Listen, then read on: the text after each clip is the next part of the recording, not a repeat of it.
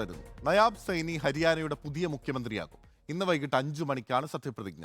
മുഖ്യമന്ത്രി സ്ഥാനം രാജിവെച്ച മനോഹർ ലാൽ ഖട്ടർ കർണാലിൽ നിന്ന് ലോക്സഭയിലേക്ക് മത്സരിക്കും.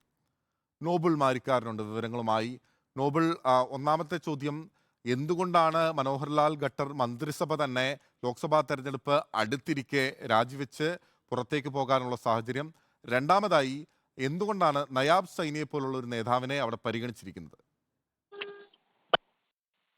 ബിനിൽ, ഹരിയാനയിൽ ബി.ജെ.പി ജെ.ജെ.പി സഖ്യ സർക്കാരായിരുന്നു ഉണ്ടായിരുന്നത്. ലോക്സഭാ തെരഞ്ഞെടുപ്പിലേക്ക് അടുക്കുമ്പോൾ അവിടെ സീറ്റ് വിഭജനവുമായി ബന്ധപ്പെട്ട് സഖ്യത്തിൽ വിള്ളൽ ഉണ്ടായി. ജെ.ജെ.പി 10ൽ 2 സീറ്റുകൾ ആവശ്യപ്പെട്ടതാണ് ബി.ജെ.പിയെ ചൊടിപ്പിച്ചത്. അതിന് പിന്നാലെ പ്രത്യേകിച്ച് 2019 ലോക്സഭാ തെരഞ്ഞെടുപ്പിൽ ബി.ജെ.പി ഒറ്റയ്ക്ക് മത്സരിച്ചാണ് അവിടെ 10 സീറ്റുകളും വിജയിച്ച്. ഈ സാഹചര്യത്തിൽ ജെ.ജെ.പിയിലേക്ക് സീറ്റ് നൽകേണ്ടതില്ല എന്ന തീരുമാനമാണ് ബി.ജെ.പി സംസ്ഥാന നേതൃത്വത്തിന് ഉണ്ടായത്. അതിന് പിന്നാലെ സംസ്ഥാനത്ത് ഭരണ പ്രതിസന്ധി ഉണ്ടാവുകയും ജെ.ജെ.പി ബി.ജെ.പി സഖ്യം തകർച്ചയിലേക്ക് പോവുകയുമായിരുന്നു. എന്താണെങ്കിലും അതിന് പിന്നാലെയാണ് ഇന്നിപ്പോൾ മനോഹർ ഖട്ടർ അദ്ദേഹത്തിന് രാജി സമർപ്പിച്ചത്. അദ്ദേഹം ഇനിയിപ്പോൾ കർണാലിൽ നിന്ന് ലോക്സഭയിലേക്ക് മത്സരിക്കും എന്നാണ് ഇപ്പോൾ വിവരങ്ങൾ ഉള്ളത്. അദ്ദേഹത്തിന് പകരമായി മുഖ്യമന്ത്രി സ്ഥാനത്തേക്ക് നയാബ് സൈനിയെ ഇപ്പോൾ ബി.ജെ.പി നിശ്ചയിക്കുകയും ചെയ്തിരിക്കുന്നു. എന്താണെങ്കിലും ഈ ദേശീയ തലത്തിലേക്ക് മനോഹർ ഖട്ടാറിനെ കൊണ്ടുവന്നുകൊണ്ട് സംസ്ഥാനത്ത് ഒരു ഭരണമാറ്റം, ഒരു തലമുറ മാറ്റമാണ് ബി.ജെ.പി ലക്ഷ്യം വെക്കുന്നത് എന്ന് കൂടി വേണം ഇതിൽ നിന്ന് മനസ്സിലാക്കുക. നിലവിലത്തെ സാഹചര്യത്തിൽ മറ്റ് പ്രതിസന്ധികൾ സർക്കാരിന് ഇല്ല എന്നാണ് അറിയുന്നത്. പ്രത്യേകിച്ച് നിയമസഭയിൽ സർക്കാരിനെ സംബന്ധിച്ചിടത്തോളം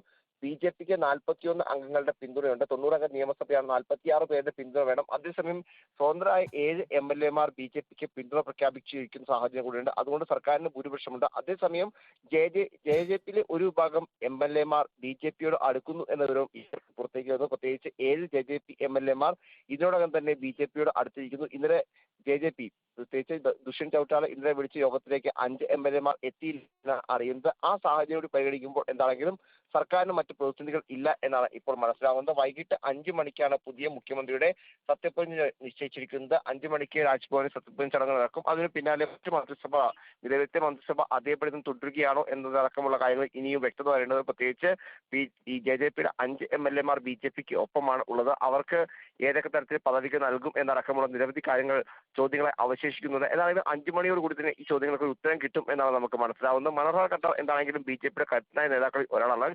കഴിഞ്ഞ കുറേ നാളുകളായി അദ്ദേഹത്തിന്റെ വളരെ പ്രധാനപ്പെട്ട കാര്യമാണ്. മനോഹർ ലാൽ ഖട്ടർ എന്ന് പറയുന്നത് വളരെ കരുത്തനായിട്ടുള്ള ഒരു നേതാവാണ്, വളരെ സീനിയർ ആയിട്ടുള്ള ഒരു നേതാവാണ്. പലതവണ ഹരിയാനയുടെ മുഖ്യമന്ത്രി ആയിട്ടുള്ള ഒരു വ്യക്തി കൂടിയാണ് മനോഹർ ലാൽ ഖട്ടർ. അപ്പോൾ ആ ഖട്ടറിനെ അവിടെ നിന്ന് മാറ്റി ലോക്സഭയിലേക്ക് മത്സരിപ്പിക്കുമ്പോൾ, പ്രത്യേകിച്ച് കർണാൽ പോലുള്ള ഒരു അതിർത്തി മണ്ഡലത്തിലേക്ക് മത്സരിപ്പിക്കുമ്പോൾ ഖട്ടർ അതിന് വഴങ്ങിക്കൊടുക്കുന്നുണ്ടോ?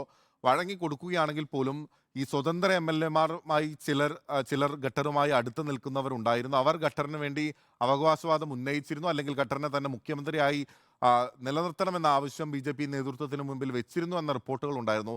അപ്പോൾ ആ സമ്മർദ്ദ നീക്കങ്ങളെല്ലാം അവസാനിക്കുകയും ഖട്ടർ ആയുധം വെച്ച് കീഴടങ്ങുകയും ചെയ്തോ ബി.ജെ.പി നേതൃത്വത്തിന് മുമ്പിൽ?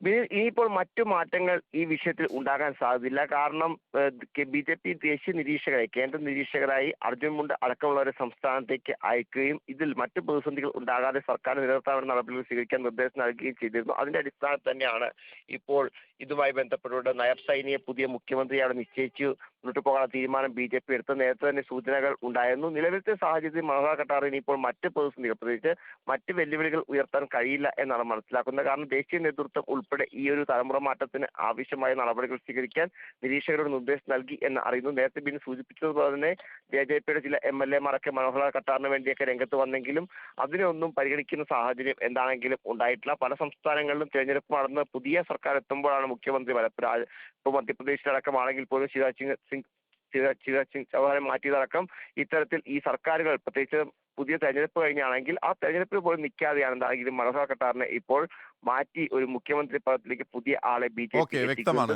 നോബിൾ, ലോക്സഭാ തെരഞ്ഞെടുപ്പ് അടുത്തിരിക്കെ ഒരു മുഖ്യമന്ത്രി, ഒരു മന്ത്രിസഭ തന്നെ പൂർണ്ണമായും രാജിവെച്ച് ആ മുഖ്യമന്ത്രി തന്നെ ലോക്സഭാ തെരഞ്ഞെടുപ്പിൽ മത്സരിക്കാൻ ഒരുങ്ങുന്നു എന്നുള്ള അപൂർവത കൂടി ഹരിയാനയിൽ ഉണ്ടാകുന്നുണ്ട്. ബി.ജെ.പി എല്ലാവിധത്തിലുള്ള മുന്നൊരുക്കങ്ങൾ, പ്രാദേശിക പ്രശ്നങ്ങൾ ഉൾപ്പെടെ ഒഴിവാക്കാനുള്ള ശ്രമങ്ങളാണ് രാജ്യവ്യാപകമായി നടത്തുന്നത്.